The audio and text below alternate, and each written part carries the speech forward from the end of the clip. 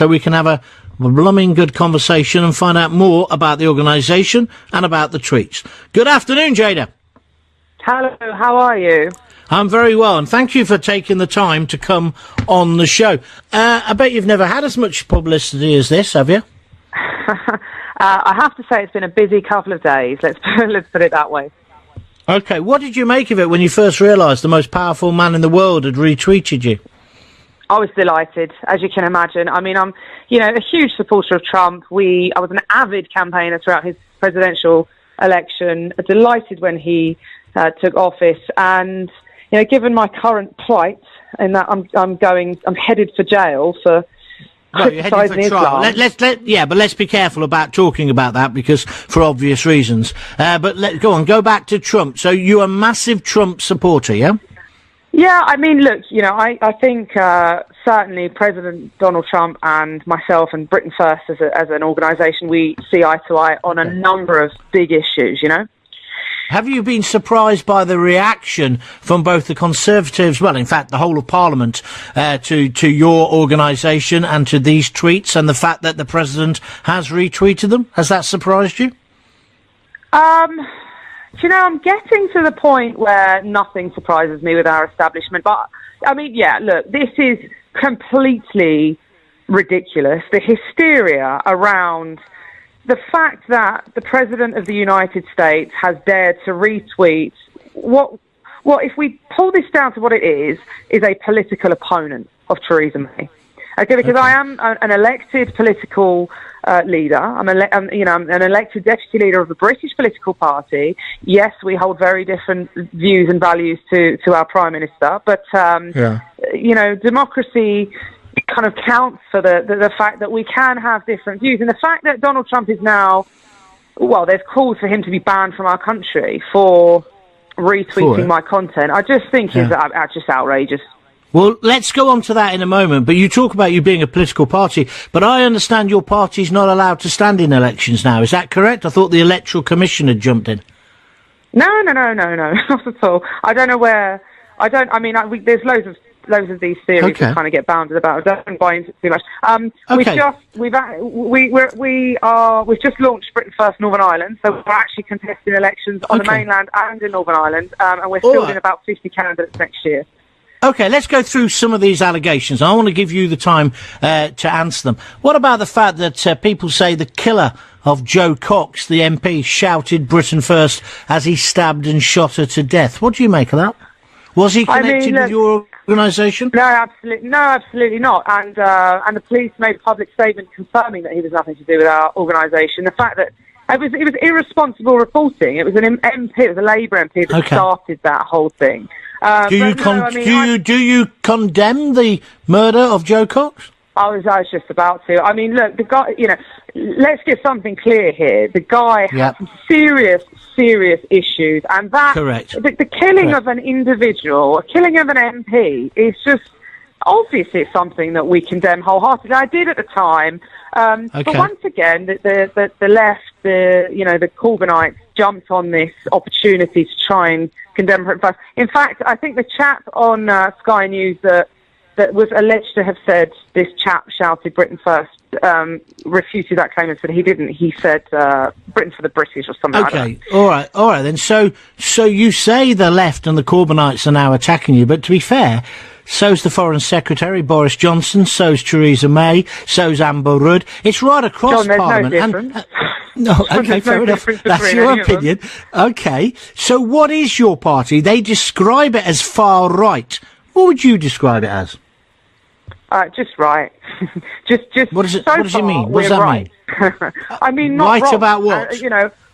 Look, we are a common sense party. That's how we're a patriotic political party. We believe in putting our people first in their own country. We believe in. What does that mean? Let me just stop you there. What does our people mean? Explain that to me. Our people. I have to pick you up on these things. What do you mean by that? British people and the people that are already residing in Britain. So look, we have. So it's hang on a minute. So it's not a colour thing or a religious thing. If you're British and you're already here, it's not a colour thing then.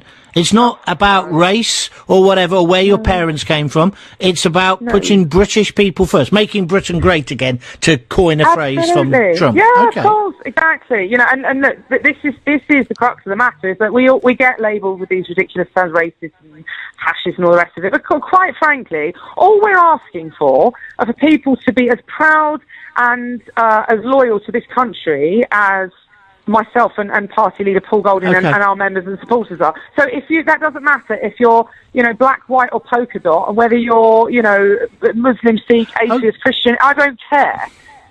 If you're loyal to Britain, stand with Britain. So let me just let me ask you a question. Can a Muslim be a member of Britain First? Yeah, absolutely. Look, I'm not going to suggest that any Muslim would want to be, because it is one of our core policies that we would completely ban Islam in the UK. So I think there's going to be a massive conflict of interest for that individual. Can I just pick you up on that? When you say ban Islam completely, not just Islamists, you mean the whole religion, the whole 4 million people who practice it? Why? No more mosques, no more scriptures, because we are very familiar. I've studied the Islamic scriptures. Yeah, okay. It's no coincidence that people are, cutting the heads off of the non-Muslims, because in fact, the Quran expressly encourages and instructs Muslims to do that. In fact, they're informed in the Quranic scriptures in 104 verses that they are duty bound to do that. So but hold on a second. But the 4 million Muslims who live in this country, they're not all doing that, are they? No, of course. It's like it's like Roman Catholics. They were told not to use condoms. No, it's not. No. Explain to me. Hold on. The Roman, you're talking about Roman Catholicism. I'm from a Catholic background. Those are man-made doctrines, so forget about them. I'm not talking about them. I'm talking about divine scripture. Now, the good news for the majority of Muslims living in the UK, well, not the majority, in fact, because I've seen surveys that contradict this. However, let's take the notion that the majority of Muslims in the UK are not committing these acts of terror. They're not slaying the disbelievers. Well, that's the truth, isn't it? That is the truth. Well, that is the truth. Let me finish. Yeah, go on. Let me finish. Okay. So the point is this: if you align yourself with an ideology that states that the perfect Muslim that would achieve eternity in paradise is duty bound to do that, and you support that, and you wholeheartedly align yourself with an ideology that says kill all of the non-Muslims until everyone on the planet either submits or is dead, and there is only Muslims left, then I'm sorry that you're no better, just let me finish, you're no better than the people that weren't necessarily sending people to the gas chambers but were supporting the Nazis. Do you understand what I mean? Okay, Jayda, take a breath, because it's interesting this, and I am giving you room to speak. So what do you do with the 4 million Muslims in the country? Would you repatriate them, or are they allowed to stay? They've just got to stop practicing. Tell me what they've got to do, in your worldview. Yeah, so repatriation is obviously the ideal option. If they want to go to a country to practice their religion, we would be more than happy to accommodate that. I am a born-again Christian, and I'm very much for conversion. So I do think that as a Christian, it is my duty to try and spread the gospel, and I would like to try and invest some effort. And in fact, I do invest effort into trying to enlighten Muslims and explain. Because a lot of people aren't aware of their scriptures. You just used the image of the gas chamber. See, some people listening to this might say, well, you're the fascist, Jayda, because you're saying it's totally incompatible. They'll have to go. You either give up your religion or you have to leave the UK. Let me finish. Regardless of how long you've lived here. How can that be right? Explain to me. How are you drawing a parallel of repatriation to an Islamic country with the gas chamber? The point is, people cast these names because you're purging them. It's ethnic. No, what we want to do is ethnic and let me finish. It's ethnic and religious cleansing, isn't it? Of course, it's not ethnic cleansing. Don't be so stupid. The ethnic cleansing that's going on at the moment is at the hands of the Islamic community. I'm trying to draw a parallel here, and this is where the ignorance of the left comes in. We get accused of being racist, fascist. I get called. Hold on, sorry. Let me finish. You've asked me a question. Let me at least answer it. Let me at least answer it. So we get called ridiculous names, just like Nazi, all the time. I get called this ridiculous, right? Yeah. We fought the Nazis. We beat the Nazis. The point is, the people that supported the Nazi party, the people that supported the people that were happy to align themselves with the Nazi Party that weren't actually shooting people in the heads and sending them to the gas chambers, but they supported those who were doing it, are they better than the ones that were doing it? You answer me that for a first. If you say no, they're not better. I don't understand the question. Okay. What I do know is that the Nazis, first of all, tried to purge the Jews out of Germany. Of course. They tried to send them out. When that didn't work, they came up with the final solution. It's the fact that you say they can't stay here. What's the difference between a Muslim and a Hindu and a Sikh? Can they stay in Britain? Listen, Hindus and Sikhs aren't posing a threat to our nation. The fact is, Nazism and Islam there are no difference.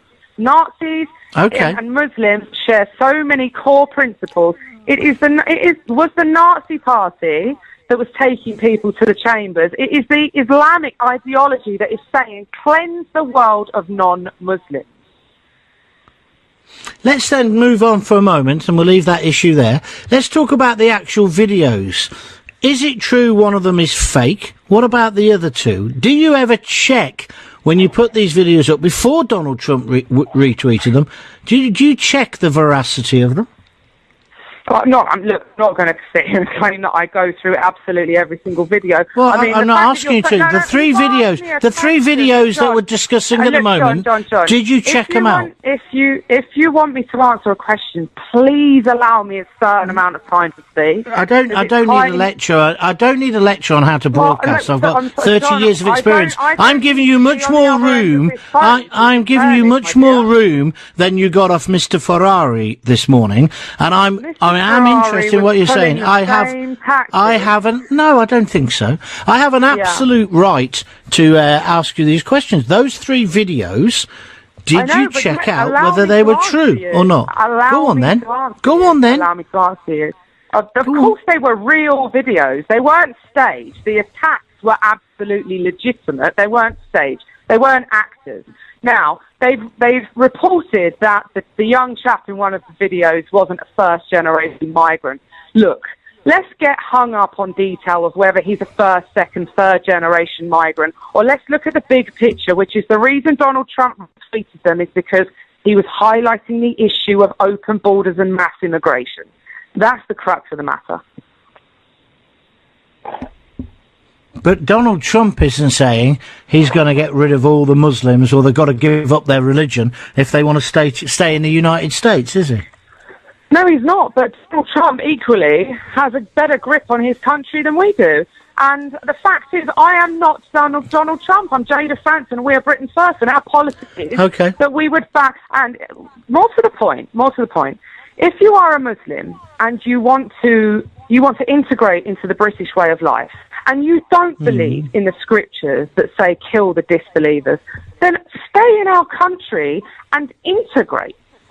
But if you do believe in those scriptures, there is no place for you. There's no place for you anywhere than a Muslim country because the scriptures say kill all the non-Muslims. That's genocide. Where can we put these people where no one else is going to be in danger if their scriptures incite the death of everyone but themselves? Yes, but if what you were saying was completely true and they were believing every word of those scriptures, we would have 4 million people fighting on the streets. 4 million people blowing... Could I finish now? Sure. We'd have 4 million people killing people, wouldn't we? We clearly haven't got that. I'm not saying there isn't a connection between violent Islamist extremism and the Muslim faith. I actually think when our leaders don't say the M word or the I word, they are storing up trouble. But by the same token, I don't think every Muslim is out to kill us or that they're the enemy. You seem to think they are.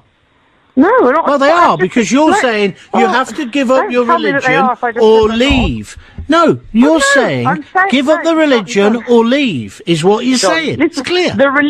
Right. Listen to me. If you are a Muslim, the suggestion that Muslims aren't supposed to take their holy scriptures sent to them from God literally is quite frankly not only ignorant and bloody naive, it's ludicrous. Well, I don't think so. No. Go on. Okay. So you could. You're taking. Go on, you can be a Muslim and not agree with the Islamic scriptures. You can be a Nazi supporter and not agree with what the Nazi party did to the Jews. Is that what we're saying? Many people, many German citizens, when the Nazis were in control, weren't actual Nazis, were they? Sorry, say that again. Or do you think there can be? I'm not talking about. Well, you're the one who keeps bringing up the Germans. I'm going back to your point. You're saying you can't be a Muslim and live in Britain. If you want to practice the Islamic faith, you have to leave. Are you not saying that? Tell me what you're saying there. I'm saying, look, if you align yourself with those scriptures, then you must leave. But if you want to be peaceful, you can stay. But the good news is you're not a Muslim if you want to be peaceful. Okay. Because if you don't agree with the 104 scriptures that say I should be killed for being a non-Muslim. Okay. So it comes down to the same thing. You cannot be a Muslim and be a UK citizen. Isn't it? That's your basic political viewpoint. Absolutely. You can't live anywhere other than an Islamic country if you subscribe to the scriptures that say kill the kuffar where you find them. Okay. Do you not think then, with that extreme view you've got, that isn't inciting religious and race trouble in this country? Do you not think that's maybe a bit extreme? I'm just asking you. No, I think that the incitement comes from the Quran and the Hadith. In fact, I know it does because I've read it, I've studied it. So therefore, end of, you cannot be a Muslim, all mosques need to be closed down, all madrasas need to be closed down, and anybody who wants to carry on practicing Islam needs to leave the country. Yes. Okay, how many members have you got? I don't know. If you want to know figures on membership, you'll have to speak to the office. I think they're probably closed now, but some people say it's only a couple of hundred. Others say many thousands. What would you say? Is it in the hundreds or the thousands? Certainly in the thousands. Is your movement as big as the EDL was? Is what, sorry? Is your movement as big in membership terms as the English Defence League was at its height? Well, the English Defence League didn't have a membership, so can't comment on that. I mean, when you call a demonstration, you don't get anywhere near the numbers they get, or the numbers of the FLA, for example. Is that right or wrong? Well, we're a political party, so we call political rallies rather than. Well, how many do you get to a political rally? It varies. I mean, I think we've had between. You know, if we hold a small day of action in a town centre, we can have anything between 50 and a public rally 1,000. It really varies on the activity. Okay. Obviously, the mainstream media have got a big downer on you at the moment. Do you feel though you have a lot of support in the country? Maybe people who are afraid to speak about what you speak about, but actually do agree with you. Oh, I know that we do. I mean, we speak. If we say we speak for the silent majority, they're the people that have been bullied, like the people. I mean, I'm not condoning this because I think I'm disgusted at them, but like the social workers in Rotherham that neglected children for 2 decades because they were scared of being called names. I'm disgusted at their behaviour, by the way. There are people in the country who are so scared to speak out because they fear they might be labelled and it might affect their work or what have you. And this is why I admire Donald Trump in the USA, because they have free speech and we clearly don't. I think we should. No, I agree. This is why I've got you on the programme today. What do you say, but just going back to people being told that if you wanted to practice Islam and if they didn't want to leave, would you forcibly remove people? No, I mean, I think you need to... That's a very simple question. Yeah, of course. I mean, you're not going to round people up and ship them out, but there won't be any more. How would you get rid of them? You don't have to get rid of them. No, I'm answering your question, John. Go on then. You don't have to get rid of them. You don't have to get rid of them. They cannot practice their religion here because there won't be any mosques, there won't be any Quran, there won't be any madrasa. Well, a mosque can be somebody's front room. So I'm a Muslim, say, and I say, no, I'm going to carry on practicing my religion. What are you going to do? You're the Prime Minister. How would you stop them doing that? Well, I mean, quite frankly, Islam, in my opinion, is a cult. So the next step that we take is to prescribe it. It's banned in the UK. You can't extract something that's banned. You're fully aware. Right, so then you would send them to prison, like as you said at the beginning of this interview. You feel you're on your way to prison, so you'd be the same. You would deny these people the freedom of expression and freedom of choice to be part of the Islamic religion. You would say you have to stop. If they didn't stop, you'd lock them up or send them out of the country. I'm not denying them the choice to be a Muslim. I'm not. They can be a Muslim, but they cannot practice that ideology. Well, that isn't being a Muslim, then, is it? That's ethnic cleansing or religious cleansing, whichever way you look at it. It's not cleansing, John, is it? No one's talking about killing anyone. It's ridiculous. Well, absolutely ridiculous. If you're happy to appease a minority that are going to be a majority and they're going to want you dead, then you carry on. Honestly, but no, don't paint me out as if I'm an Islamist sympathiser, because I'm not. I'm just probing you, just like I'd probe somebody like Anjan Chowdhury if I had him on the show, because you're an extremist like him. Your views are extreme. Your views are extreme. Yeah, you are an extremist. Okay, so I'm going back to my point. Muhammad doesn't want to leave. He doesn't want to stop practicing. He's going to have his mates round and in his front room, and they're going to carry on practicing the Muslim faith. How do you stop them? Well, if you're aware of them doing that and it's against the law, then you put them in prison, don't you? But I'm not going to go into the finer details of, my plan to police this issue, because I think we're a little bit further away from that than we need to go into those finite details. But what my point is that we would ban it. It would be illegal to practice. So I think we can deduce from that anybody caught doing so, anybody caught preaching on the street, stating these verses from the Quran, like Surah 9, verse 5, killing all of the disbelievers where you find them, they would be committing an offence. And when we're told by Theresa May and people that there are grades of Muslims, there's the so-called moderate, I put it in inverted commas, Muslims, you disagree with that completely. They're all Muslims. So do you think they all sympathise with the violence that's going on? Do you? Do you know what I honestly think, right? I honestly please, tell me what you honestly think. Really calmly. I honestly think that the majority of people that align themselves with the Islamic ideology and call themselves Muslims actually aren't. Yeah. I don't know whether they're Christian or whether they're agnostic, but I honestly think, and in fact I know this, because I do have some really quite calm and civilised conversations with people that call themselves Muslims, and they're not aware of their own scriptures. They're genuinely horrified when I recite a verse from the Quran, and they're adamant that it doesn't say that, and then I show them in a Quran that it says it. They look mortified. So I honestly believe that the vast majority of these people, and they are, I'm not saying these aren't decent people. I have nothing against individuals. It's the ideology. They are victims of this ideology, and most of them don't even know what it's all about. They don't understand that the key principle is jihad. They don't get that. And just before you go, the attitude and the reaction of the political class over the last day or so to this video controversy, and indeed to you and the persecution that you talked about before, in your viewpoint, is this going to end in some kind of civil war? What's going to happen? Well, I think our country's headed for a civil war, certainly. I think that before long, I'd say probably within the next 5 years, there will be a civil war, and it will be basically the non-Muslim people of Britain against the Muslim people of Britain. And people at that point will be forced to pick a side and forced to align themselves either to an ideology that incites and promotes barbarism or to Western civilization.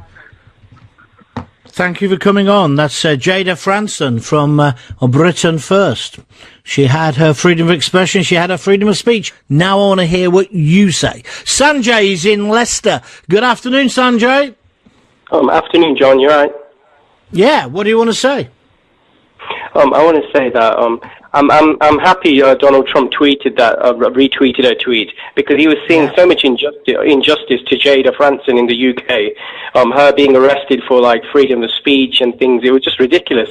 I didn't think he retweeted it for anything else. I think he was just trying to send this government a message: stop being so weak. You say, and who's correct in this then? Theresa May and the government, or the Labour Party as well, or Jayda, in terms of if there is a threat from the Muslim? I mean, do you believe there's a threat from the whole Muslim community, as Jayda clearly does? I feel that the majority of Muslims are intolerant, and I feel that Islam is completely incompatible with any non-Muslim country. In the same way, we are persecuted in Muslim countries all over the world. Non-Muslims are persecuted, so why should we appease them?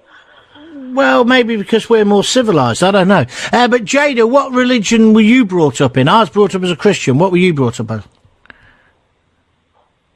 Who, me? I was brought up. Yeah, I was brought up in a Hindu in a Hindu religion. Yeah. Okay, well, like my daughter's boyfriend. So, explain you as a product of an ethnic minority in this country, why you worry about fellow immigrants or immigrant stock who are Muslims. Yeah. Explain to me. Because when I was born in UK, I was born in Leicester, and when I was born, there was a majority white people. It wasn't so much the immigrants coming in, but then I saw a strange thing with Muslims, and I went to school with them. They used to segregate themselves. The boys used to gather up and bully people, and I used to see it. I was actually with them because I was friends. And I've brought up with Muslims who actually are moderate Muslims who tell me some really bad things about white girls. And I used to sit there and say, what on earth? And I was about 12 or 13 before I started to realize something's wrong here. And then I looked into it. It was religion. And it was, I used to go down my mate's house and they used to have 10 kids and the mum wouldn't care one bit. They were running around everywhere. You wouldn't believe the nonsense. The thing, I've been into a mosque, listen to this with my mate, and the main speaker says to the kid, to everyone in the mosque, he says, start having more kids. And when my mate come out, I said, why is that? Is it because you don't want to be brought up alone or something? He said, no, because they want to take over. I knew this when I was 13 years old. Okay. So there's a big issue. There's a big issue. So Sanjay, Jayda says people would have to stop being Muslim effectively or leave. Would you support that policy? Give me a yes or no. Yes, I think what she said was perfect. You asked her what happens to the 4 million Muslims. It's about loyalty. If they're loyal to Britain, they stay. If they're not, they'll go to a Muslim country. That's what happens. No, they would have to change their religion as well. So it's not just about loyalty. So I don't agree with that. Hang on, no one's saying that to you as a Hindu or to somebody who's a Sikh or a Catholic. She said clearly they could not be Muslim and stay in the UK. I'm not passing judgment. That's what she said. Sanjay, thank you for calling. Please call again. Bloody interesting. But I'm not wrong to call her an extremist. Not wrong at all. Amy's on the phone. Good afternoon, Amy. Hello, John. Hi. What do you want to say? I'm so frustrated, John. I really am. Go on. With how you are speaking about things. Do you know what the word Islam means? I'm not here to be educated. If you don't like what I've said, tell me what you didn't like, and let's have a political debate about it. I thought I handled her fairly. No, I'm asking you. You tell me what you want to say. If you want to ask questions, get your own radio show. So what do you want to say, Amy? What do you want to criticise? Let's get on to that, yeah? Can I speak now? You see, you speak over people. See, you're being rude now. You're being rude. I don't know what Islam stands for. I don't care about the Quran. I've never read it. Loads of people ask me and used to send me copies of it. I'm just being straight. Because you don't like what I said to her, right? Pick me up on that and let's talk about it. That's not me being rude. I'm just saying, what's your point? Get on with it. Go on. How can you have an opinion about something you know nothing or very little about, John? How can you judge somebody... What? Actually got a knowledge about it, who's read the Quran, who knows about the Hadith, who knows and sees what's being practiced in the world, how many terrorist attacks... I can have a view on a woman who says she wants to purge people for their religion. I don't understand Scientology. I know it's a load of bollocks, right? I know it's rubbish. I know we need a reformation in the Muslim world, right? I don't agree with repatriation. I think it's wrong. I think it's offensive, and I think it's 2 steps away from the gas chambers. That's what I think. And I'm entitled... Shut up. I'm entitled to that opinion. Now, if you want to say something different, get on with that, and let's have the conversation. But don't give me this rubbish... You're sounding like one of the extreme Muslims. You can't argue with my religion because you haven't read our holy book. It's not about the book. What about their It's about what the woman wants to do to 4 million people. I think she's wrong. Convince me that I'm wrong. Over you go. what does Islam want to do, John? Islam wants to take over the world, and what are they doing? They are spreading destruction. Am I right? How many terrorist attacks have we had this year in the name of Islam? I agree, and those extremists need to be locked up. I'd execute the bastards and the people who support them. And yes, we've got to look at FGM, and yes, we have got to close down the independent Islamic State of Dewsbury and the mosque. I'm in favour of all of that if you've listened to my show. I'm against extremism, but I don't think the answer is to say to 4 million people, you will not practice your religion, and if you do, we'll lock you up, and then the next stages will repatriate. That's as bad as the people who are bombing us. Islam loves you, John. Islam loves you because you are preaching what they want you. Rubbish. Absolute rubbish. No, I condemned the grooming gangs. I'm one of the only people in the media who's been speaking about this for years. I'm the one who says, well, you obviously haven't listened clearly then, have you? I'm the one who says that they are Muslim rapists, right?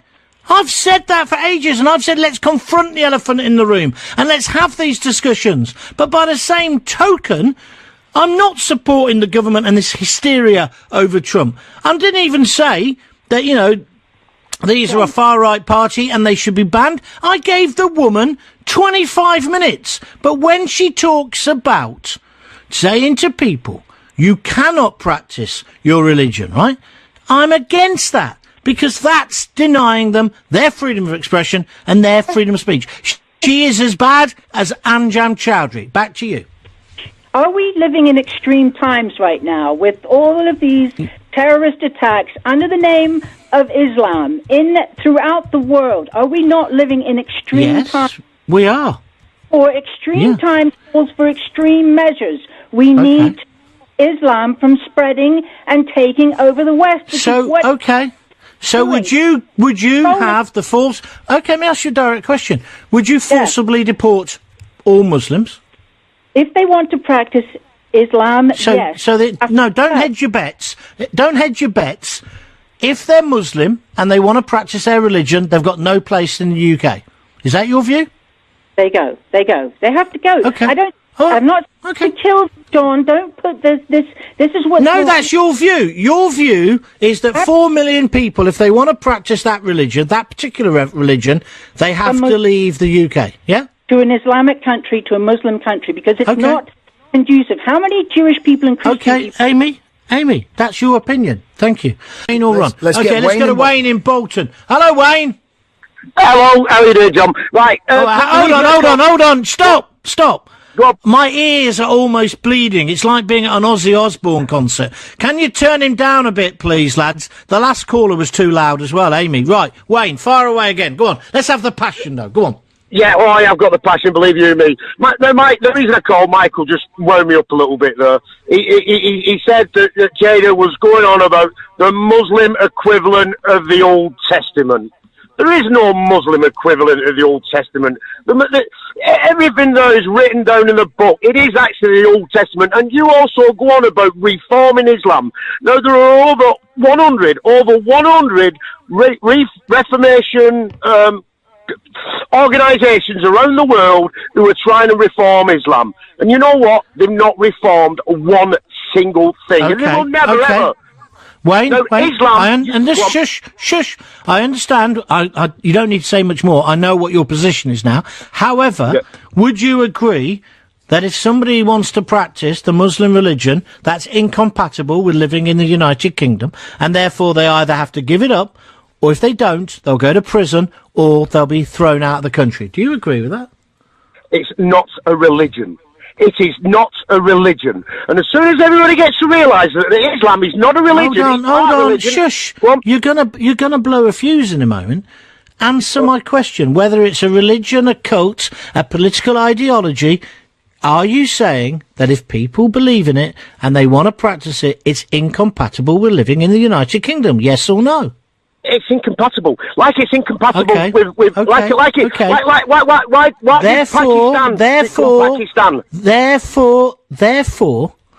Therefore, should those people be put in prison or forcibly sent out of the country? There's only one way, and I tell you what. Answer the question. they've got to go. It's that simple. If they don't want to live by our rules, they've got to go. It's that simple. Or lose a religion. Otherwise, there's only one way it's going to go, and that will never happen. But I'll tell you what will happen. You're shouting again. You're shouting again. Okay, well, what will happen, this country will turn into Northern Ireland. You'll have walled areas, you'll have soldiers on our streets, and she said 5 years. 5 years, nowhere. Within 20 years, within 10 years, you're going to have soldiers on the street. Within 5 years. You're going to have soldiers patrolling the streets, you're going to have armed guards, you're going to have walled areas, you're probably going to have towns where it's just going to be Islamic ghettos. And that's all that'll happen. Okay, thank you for your opinion. Thank you very much. That's Wayne in Bolton. He's entitled to his opinion. The whole idea is it's freedom of speech, freedom of expression. She says she's a born-again Christian. I think she's giving Christianity a bad name. It's no good. It's too much. Thank you for your comments. Mustafa, is it? Wants to talk about Islam. Hello, Mustafa. Hello. Good afternoon. Hello, my friend. Good afternoon. Where are you calling from? I'm calling from Glasgow. Okay, what do you want to say? Well, I understand that somebody has been on the programme to say that it's the duty of Muslims to kill non-believers. Now, I wonder if any of the commentators have read the Quran. Well, we've had the debate about who's read it and who's not read it. I haven't read it. Are you a Muslim yourself, and is that rubbish as far as you're concerned? Well, what I would like to do is for somebody to show me where the gratuitous violence is in the Quran. And so far, I've yet to find somebody who has done that. And so if any of your listeners have read the Quran, and then... What is the point you're trying to make, Mustafa? Well, the point I'm trying to make is this, that people are making comments without ever having read the Quran, without ever knowing what's in the Quran. Well, actually, the lady who made that point was the deputy leader of Britain First, and she has read it. She says she has read it, and she says there are verses... Let me finish. There are verses and chapters in there which talk about killing the kafir, talk about killing the infidel. Tommy Robinson quotes these things as well. Anne-Marie Waters quotes these things. Well, I've never read your holy book. I've got no interest in it. I think you've got a right to practice your religion, but I've got no interest in it, and I have an absolute right in a democracy to say that. So I'm just asking you, what's your point? Are you denying those verses are actually in there? Just tell me. Well, that's what I'm saying. I'm saying what they're talking is absolute nonsense. There is no gratuitous violence in the Quran. Now, the thing is one of the verses that is in the Quran, and which I'd like to quote to you, is that a verse which is saying that not equal are the good response and the bad response. You shall resort with the best response possible. Thus, the one who used to be your enemy may become your close friend. Now, to me, the question which I asked, is this the Quran that Fransen or anybody else says obliges Muslims to kill you and your family or anybody else? Are you still there? Yes, I'm still here. I'm asking a question. Okay, let me ask the question. Let me ask the question, Mustafa. You've made some good points, so let me ask you a direct question.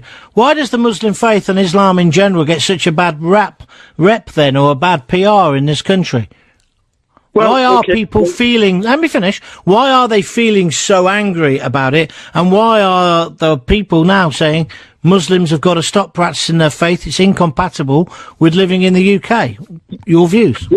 Well, I agree that the charges often levied against Islam by some people is that the Muslim religion preaches hate and encourages violence against infidels. Right? That's accepted because one of the reasons is that the perversion of the text by some people who shelter under the Islamic umbrella distort the truth about the Quran. And so when we see the proof translations, it's easy to see why some people make these wrong conclusions. And there are also some precarious practices which conflict with the Quran, and they appear to support the misplaced views. But once you actually see the Quran, most people who say they are Muslims, you must remember, they have never read the Quran too. They Absolutely. And if anything... Yeah, and if anything, they're hearing it from other people, or they're reading translations. They don't know Arabic. I understand those arguments. Do you think being a Muslim is compatible with being a United Kingdom citizen, Mustafa? Well, if we look at the values which the Quran is the thing that Muslims should apply, then not only is it compatible, but you will find that people who read the Quran they will find the values which they live by in the Quran. Okay. 80% say they're with Trump, 10% say with May, 10% are conflicted. Let's go to Jed up in Morecambe. Good afternoon, Jed. Good afternoon, John. And we are now witnessing exactly what Trump intended when he retweeted them. Okay, fair enough. Tell me more. Well, all they ever want to do, they don't want to talk about the issue that he retweeted. So what they have done is they've turned what he retweeted, whether they were fake or not, they are representative of reality. And they will not deal, the politicians, the left, the media, all those libtards will not deal with reality. So what they will do is go after Trump. And that's all they want to do.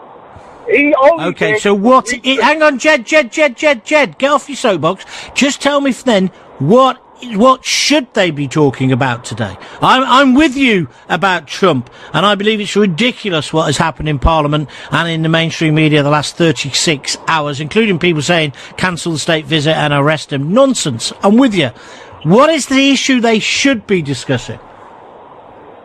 Well, they should be discussing the the Islamic extremists which have infiltrated Western society.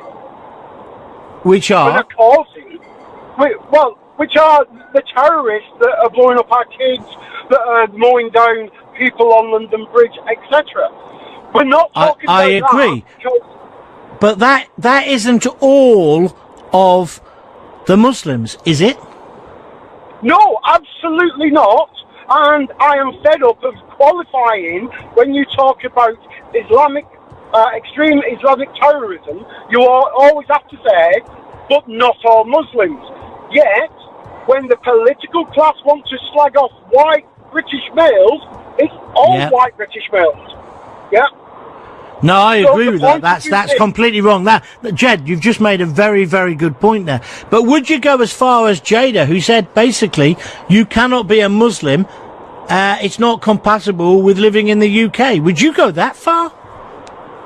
I wouldn't go that far, because what I would say is, as a free speech advocate, I would say everyone has the right to say and believe what they want, and I will defend their right to do that. Do you think things are going to get any better as a result of this row or not? No, I don't, because the people that need to talk about the issues of the day, the political class, the media, and general society, all they want to do is ignore reality and bash Trump. So it will not get any better. And just before we finish then, are you with Trump or May on this issue? I'm with Trump all the way. Thank you very much. That's Jed in Morecambe. We will make America great again.